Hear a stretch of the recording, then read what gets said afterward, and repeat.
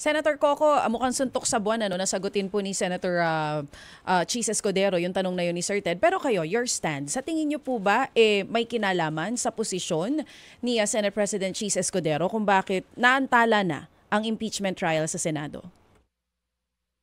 Masyadong mahirap yun na mapursi niya kung sino yung mga members sa 20th Congress na Senado. Mahirap mapursi, tapos mahirap din mapursi na sa akin ito boboto, susuporta bilang Senate President.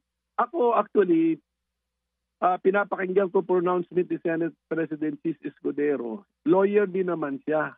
He subscribes. Ako, kumbinsido ako na he really subscribes to that school of thought.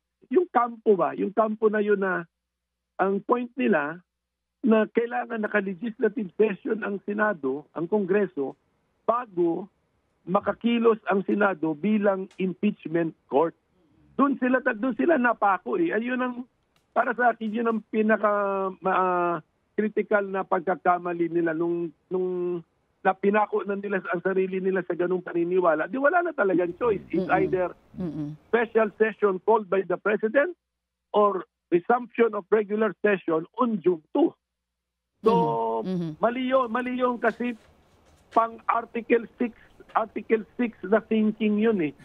Kaya nga sinasabi ko, ang impeachment nasa Article 11. Kaya wag tayo mapako sa Article 6 na thinking. Article 11 kami mag-focus. So, yan na lang po. Ayoko nang bigyan ng mas political na motivation. I think he really subscribes to this other idea na sa tingin ko madali namang madaling ma-refute yung position nila eh. Oo. Sige. Okay, sige po. Last na lang po, Senator Coco, bago po namin kayo bitawan. Dahil po dito sa pagkakaantala na ito, sa tingin niyo po ba'y naapektuhan na yung kredibilidad ng Senado sa gagawing impeachment trial? Sana hindi. Sana hindi. So, only a survey can tell us kung naapektuhan ba yung kredibilidad ng Senado. Pero sana hindi. Kasi naman, kung makikita nila, medyo high level itong aming debate. It's really a debate on principles, on how to interpret the Constitution.